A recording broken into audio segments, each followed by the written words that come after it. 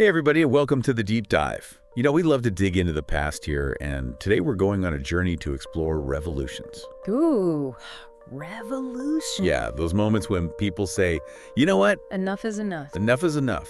Yeah. We want change, and we want it now. Yeah. We think about them as these big dramatic events. Right. And, they often are. Of course. But they're also this incredible driving force behind so many changes. Absolutely. Shaping countries the way we live, our values, our beliefs. Yeah. So, what makes a revolution succeed?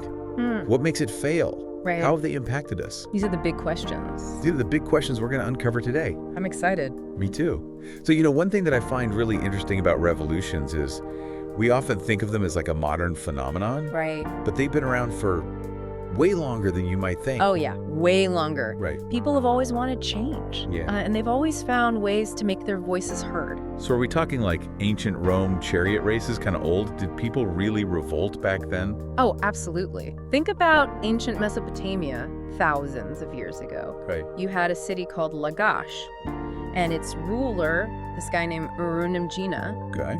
he came to power because the people were just fed up Really? with the elites having all the power and the money. Yeah. So he actually enacted reforms, kind of like new laws, Interesting. to try and create a fairer system. Wow. And in ancient China, you had peasant revolts happening all the time, Right. usually because of unfair taxes or corrupt officials. It's like the same themes. It's human nature. Yeah, power money. Exactly. These ancient revolutions were like early versions of the protests we see today. Exactly. People demanding fairness and justice. Right, but I'm guessing things were a bit different back then. I mean, no internet to organize with or anything. Exactly. That's a huge difference. Right. And one of the biggest is how these revolutions impacted society as a whole. Okay. Back then, they were often about power struggles, Yes. social justice, like you said, but they didn't necessarily change the fundamental way society functioned. Oh, interesting. Okay. Think of it this way. Okay. Imagine society as a big house. Okay. Ancient revolutions might rearrange the furniture Okay. or repaint a room, Yeah. but they wouldn't tear down the whole structure. Got it. They weren't rebuilding from scratch. Okay, so what changed? When did revolutions start to become more like those tear down the whole house moments? Things really started to shift around the late 15th century with the dawn of the modern era. Okay. This is when industrial production took off. Yeah. Suddenly you have factories popping up, new technologies emerging, Right. capitalism taking root. Yeah. It was a complete transformation of how societies operated. Right. And the old systems, like absolute monarchies, they just weren't equipped to handle it. So it's like trying to fit a square peg into a round hole. Exactly. The old ways just didn't work anymore. They were trying to squeeze into a system that wasn't made for them. And that's where modern revolutions come in. Precisely. They weren't just about rearranging the furniture anymore. No. They were about tearing down the whole house. The whole thing gotta go. Wow. And building something completely new in its place. That sounds pretty intense. Oh, it was. Wouldn't that also be really risky, though? Tearing down a house without a plan for rebuilding? That could lead to a lot of chaos, right? You're absolutely right. And Yeah. that's where we get to the double-edged sword of revolutions. They have the power to bring about incredible progress, but they can also be incredibly destructive. Yeah. The key is whether a society is truly ready for the massive changes a revolution brings. That makes a lot of sense. It's like trying to plant a delicate flower in soil that's meant for a cactus. Yeah. It just won't thrive. Right. It That- needs the right environment. So it's not enough to just want change. Yeah. You need the right conditions for that change Yeah. to actually take root and flourish. You got it. That makes a lot of sense. Let's talk about some specific examples. Okay, let's do it. I know there was a ton of revolutionary activity in the 1840s all across Europe. Oh, yeah, that was a wild time. You had France getting rid of its monarchy, but then the Hungarian Revolution failed, despite lasting over a year. Yeah, so many factors at play. Why such different outcomes? Well, that's where the specifics of each revolution really matter. Okay. You have to consider things like the goals of the revolutionaries, Right. the level of support they had from the people, Yeah. and the response of those in power. Okay. For example, the American Revolution succeeded in establishing a republic and creating a strong sense of national identity. Right.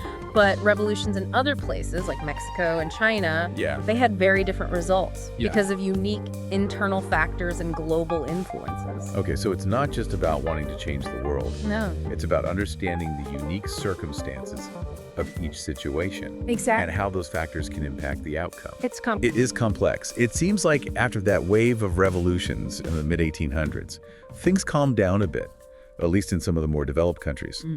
Did they just find better ways to deal with change without resorting to full-blown revolutions?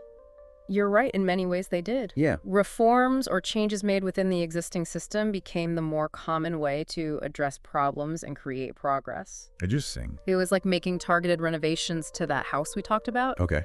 fixing specific issues without having to demolish the whole structure. So revolutions went out of fashion. Did people just get tired of all the upheaval and chaos? Not exactly. It's more that the nature and purpose of revolutions shifted. While internal struggles for progress continued, revolutions started to become tools in global power plays. We saw this with what are called color revolutions in recent decades. Color revolutions. That sounds interesting. Can you explain what those are? Sure, color revolutions is a term used to describe a series of popular uprisings that occurred in different parts of the world, often associated with specific colors that represented the movement. Okay. For instance, there was the Rose Revolution in Georgia and the Orange Revolution in Ukraine. Interesting. These uprisings often aimed at challenging authoritarian regimes and promoting democracy. So it's like countries using revolutions as a way to influence what's happening in other countries. Kind of like a global chess game. But what about the people caught in the middle of these power struggles? How do you know if a revolution is really about improving their lives or if it's just another political move? That's a crucial question. And it's where understanding history becomes so important. You have to look beyond the slogans and promises and really examine the motivations and power dynamics at play. Yeah. Who's behind the revolution? What are their goals? And how are they using the people's desire for change to achieve those goals? It sounds like revolutions are a lot more complex than they seem on the surface. It's not just a simple case of good guys versus bad guys. Exactly. Revolutions are messy, often violent, and rarely predictable. They can unleash incredible energy for change, but they can also lead to unintended consequences and even backlashes. So how do we figure out if a revolution is likely to lead to real positive change? Earlier you said that a society needs to be ready for those changes. What does that readiness actually look like? It's a combination of factors. First, there needs to be widespread dissatisfaction with the existing system. People need to feel like the current way of doing things is no longer working for them.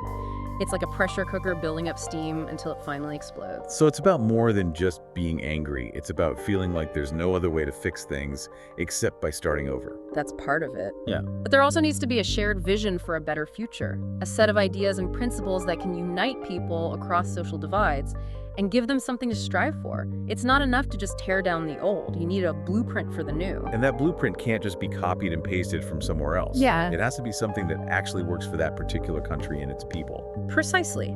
It has to resonate with the unique historical, cultural, and economic realities of the place where it's happening. This makes me think about the ripple effects of revolutions.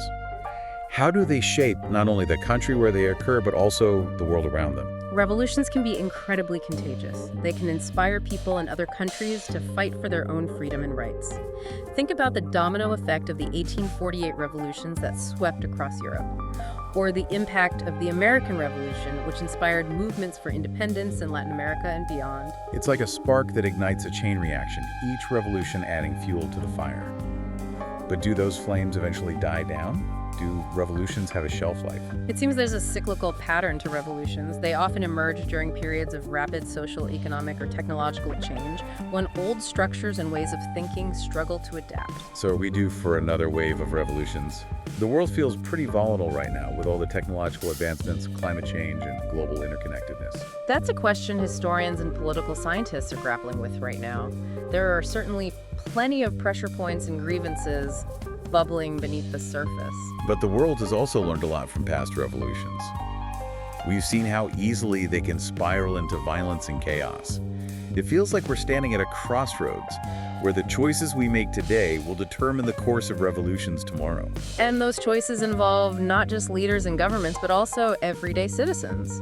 After all, revolutions are ultimately driven by the collective will of the people. Wow, so after this incredible deep dive into the history of revolutions, It's been a journey it has. through time. What's the big takeaway for our listeners? The big takeaway. Yeah, what have we learned from all these world-changing events? Well, I think we've learned that revolutions are powerful forces with the potential to reshape societies. Absolutely. But they're not magic solutions to complex problems. Right. It's crucial to understand why they happen, what makes them successful, and what risks they carry. It's about more than just tearing down the old... It's about what comes after the revolution. Right. What happens when the dust settles and it's time to build something new? Exactly. And that after is often a long and difficult process. Oh, yeah. It's full of its own challenges and complexities. It's like putting together a giant puzzle without knowing what the final picture is supposed to look like. So if a revolution were to happen in a country today, what should we be paying attention to? What factors would help us determine if it has the potential to create positive change? Well, I'd start by looking at the level of popular support. Okay. Is this a truly grassroots movement driven by the people? Mm-hmm. Or is it being manipulated or controlled by outside forces? That makes sense. Yeah. We need to be careful not to get caught up in the excitement of a revolution without considering who's really pulling the strings. Absolutely. I'd also look at the revolutionaries' vision for the future. Okay. Do they have a clear plan for addressing the root causes of the uprising? Hmm. Are they offering concrete solutions, or are they just making vague promises? So it's not just about tearing down the old system. No? It's about having a viable alternative in place, something that can actually improve people's lives. Precisely. And that alternative needs to be grounded in reality. Yeah. It has to take into account the country's political, economic, and social landscape. Right. There's no one-size-fits-all solution when it comes to revolution. This has been an amazing journey through the history of revolutions. I feel like I have a whole new perspective on these events that have shaped our world. It's been my pleasure sharing these insights with you and our listeners. Hopefully, this deep dive has given you a more nuanced understanding of revolutions, both past and present. And maybe it will even spark some thoughtful conversations about the revolutions that are yet to come. Thanks for joining us on The Deep Dive. Until next time, keep exploring, keep questioning, and keep diving deep.